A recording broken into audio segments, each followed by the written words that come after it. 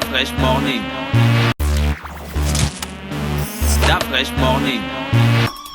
De retour dans le studio des 104.5 Urban FM avec Jean-Paul. Jean-Paul, bonjour. Bonjour la fraîche. Tu as passé un bon week-end? Oui, tranquille. Ok, alors l'actualité internationale est marquée par quoi? Nous allons revenir sur les élections législatives qui ont eu lieu au Royaume-Uni jeudi dernier.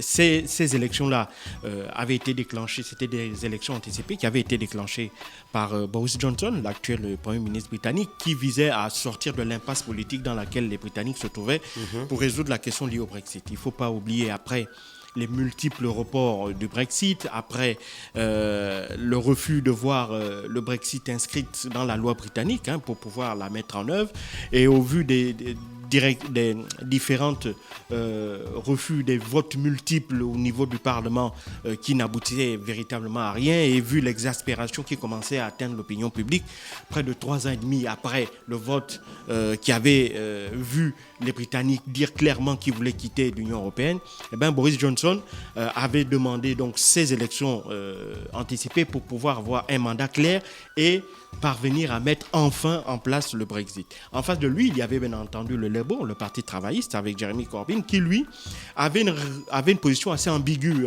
vis-à-vis du Brexit, parce qu'il demandait, lui, il voulait dans un premier temps renégocier avec les Européens, et donc dans cette renégociation-là, s'il ne parvenait pas à un accord, il allait demander tout simplement aux Britanniques de faire un autre vote pour un autre référendum pour savoir, enfin pas un autre référendum pour ça, il devait faire un autre vote pour demander aux Britanniques de finalement ne pas quitter l'Union européenne, mais de rester à l'intérieur. À côté, il y avait les libéraux démocrates qui avaient une position assez proche de celle des travaillistes, mais eux, ils étaient beaucoup plus ambigus, ils étaient contre le Brexit, et eux, ils estimaient que s'ils parvenaient au pouvoir, s'ils parvenaient à avoir la majorité au Parlement, ce qu'ils allaient faire, c'était tout simplement refaire un autre référendum et demander aux Britanniques de voter pour savoir si oui ou non ils ne voudraient pas rester dans l'Union européenne.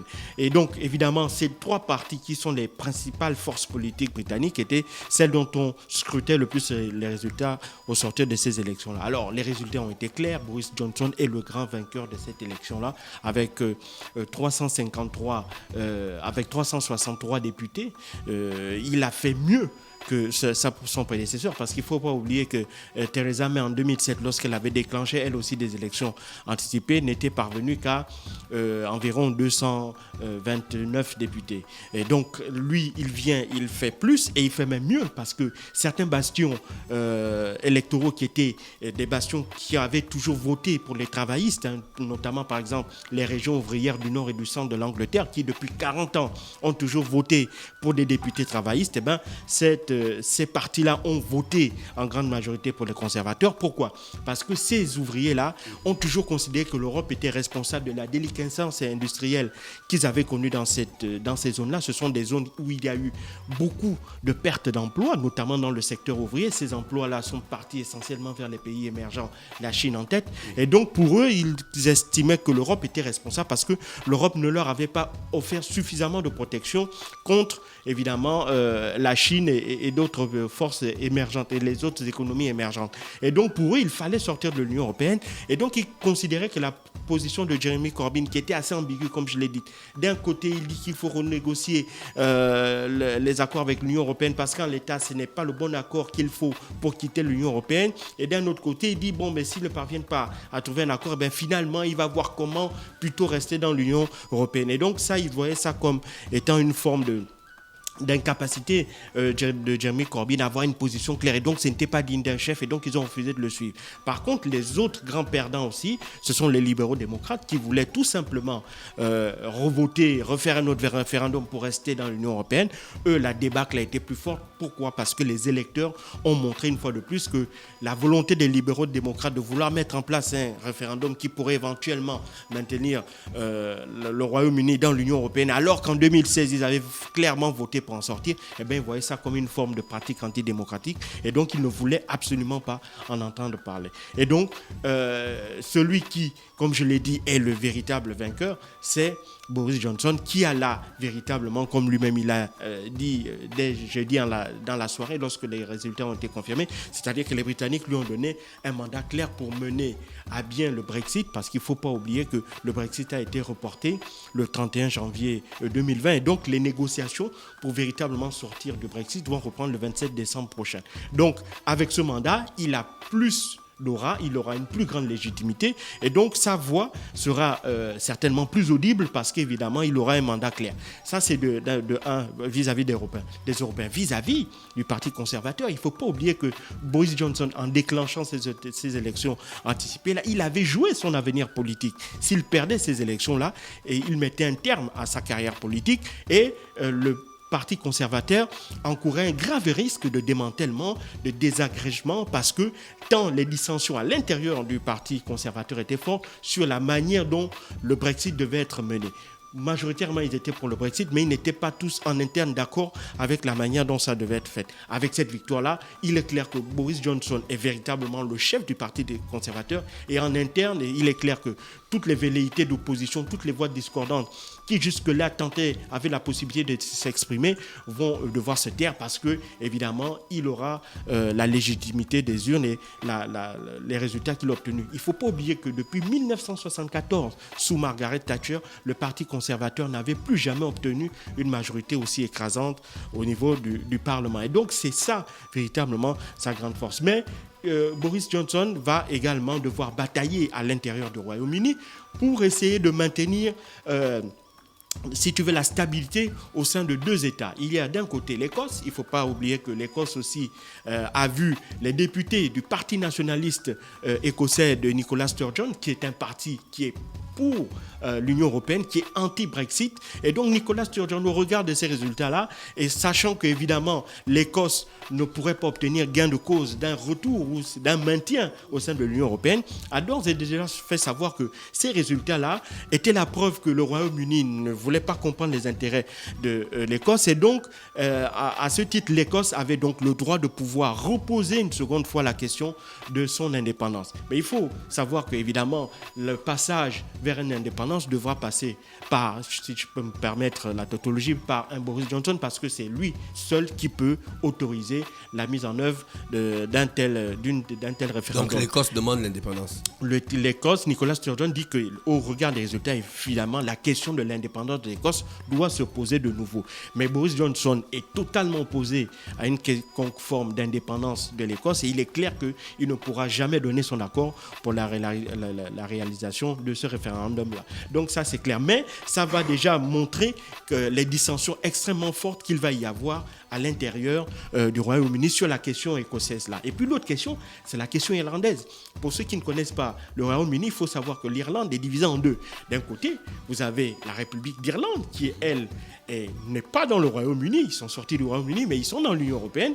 Et vous avez l'Irlande du Nord qui, elle, est restée dans le Royaume-Uni. Maintenant, le problème, c'était que comme le Royaume-Uni et la République d'Irlande étaient dans l'Union européenne et donc il n'y avait pas de barrière douanière. Or, avec la sortie du Royaume-Uni de l'Union européenne, qu'est-ce qui va se passer? On aura d'un côté l'Irlande du Nord qui sera hors de l'Union européenne et la République d'Irlande qui sera dans l'Union européenne. Et donc, avec le risque de devoir installer ou réinstaller des barrières douanières dans ce territoire-là. Or, le simple fait de mettre une barrière va causer un traumatisme terrible chez les Irlandais parce que c'est un pays qui a connu la guerre civile pendant plus d'une vingtaine d'années et c'est à l'issue de cette guerre-là que, évidemment, le pays avait été, durant cette période de guerre-là, le pays était scindé en deux. Ce n'est que grâce à la pression des Occidentaux et la pression de Londres que la République d'Irlande avait certes obtenu sa sortie de l'Union du Royaume-Uni, mais évidemment, on n'avait pu lever ces barrières-là et donc parce que l'Irlande du Nord et la République d'Irlande faisant partie d'un même espace communautaire et donc ces deux États-là vivaient en une certaine cohabitaient de manière extrêmement pacifique.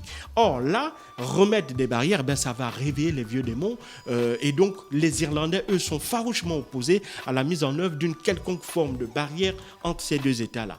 Or, Boris Johnson avait négocié justement avec les Européens de faire un statut particulier pour l'Irlande, à savoir que d'un côté, même si ces deux pays-là n'appartenaient plus au même espace, à savoir l'Union européenne, mais étant donné les liens étroits, extrêmement importants qui existent entre les habitants des deux Irlandes, il fallait éviter de mettre en place des barrières douanières ou mettre en place tout ce qui pourrait rappeler la période sombre qu'a connue ce territoire-là. Et donc, c'est la raison pour laquelle Boris Johnson, comme je l'ai dit, avait négocié, obtenu le fait qu'il y ait une spécificité dans l'Irlande, mais ce n'est que dans le cadre de négociations pour le moment qui n'ont pas encore abouti. Donc on verra en ce qui concerne à partir du 27 décembre prochain si les négociations vont véritablement permettre d'éviter que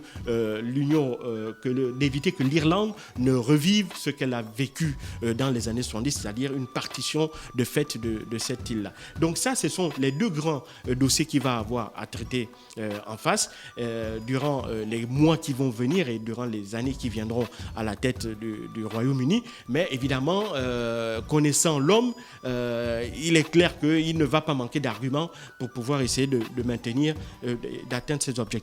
Ça, c'est la première chose. Et puis, la deuxième chose, c'est que maintenant, vis-à-vis de l'Union européenne, il va y avoir d'abord la négociation pour le Brexit, donc la sortie de l'Union européenne au 31 janvier 2020. Puis, il va s'engager de nouvelles négociations, il ne faut pas l'oublier. Maintenant, les négociations qui vont définir les relations qui devront exister désormais entre le Royaume-Uni d'une part et l'Union européenne d'autre part. Là, ces questions-là vont toucher les questions fiscales, les questions des citoyens britanniques qui vivent dans les pays européens et ceux des pays européens résidents britanniques, le statut des entreprises européennes basées dans le Royaume-Uni et vice-versa. Il y aura aussi des questions liées à l'immigration, les visas, etc. Donc, toutes ces questions-là devront faire l'objet d'un nouvel accord. Donald Trump avait tweeté dès jeudi soir que c'était quelque chose de formidable pour les Anglais qui, avec ce vote qu'ils avaient accordé à Boris Johnson,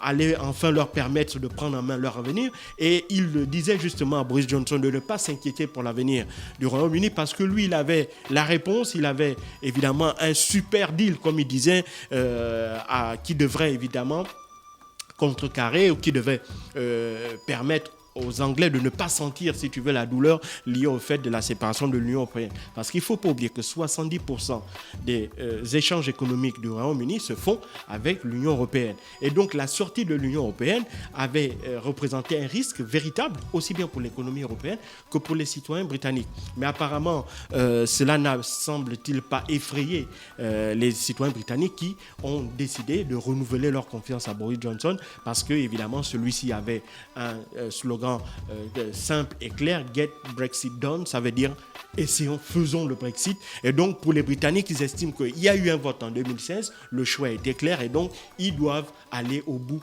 de leur choix et donc ils doivent acter le Brexit. Maintenant, évidemment, comme je l'ai dit, le grand perdant, c'est Jeremy Corbyn, le chef de Labour, qui a vu ses résultats dégringoler. Il ne faut pas oublier que avant ces élections-là, il avait à peu près 239 députés. Maintenant, il est tombé à 203 députés. Il est clair que son avenir va s'arrêter là. Il a d'ores et déjà dit qu'il ne serait pas à la tête du Parti travailliste au cours des prochaines élections que ce dernier devra connaître. Évidemment, puisque là, il a tiré évidemment les conséquences de son choix politique qui était assez ambigu. Comme je n'ai cessé de le dire, il n'était pas clair dans ses choix. Les Britanniques n'ont sûrement pas voulu accorder du crédit à celui dont les positions n'étaient pas très claires. Et puis les autres grands perdants de cette situation, ce sont véritablement les libéraux démocrates qui se sont vus totalement effondrés au cours de ces élections-là.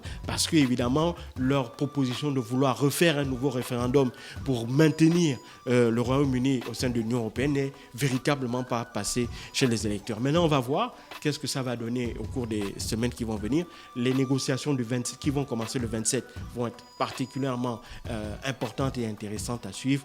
Et évidemment, on verra également comment les autres négociations qui auront lieu après le 31 janvier pourront se mener et comment est-ce que les nouvelles relations entre le Royaume-Uni et l'Union européenne pourront véritablement s'imbriquer.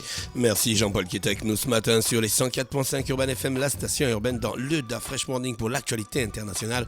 On revenait donc sur la situation du Brexit du côté de la Grande-Bretagne. Restez connectés sur les 104.5. On se retrouve juste après. Da Fresh Morning.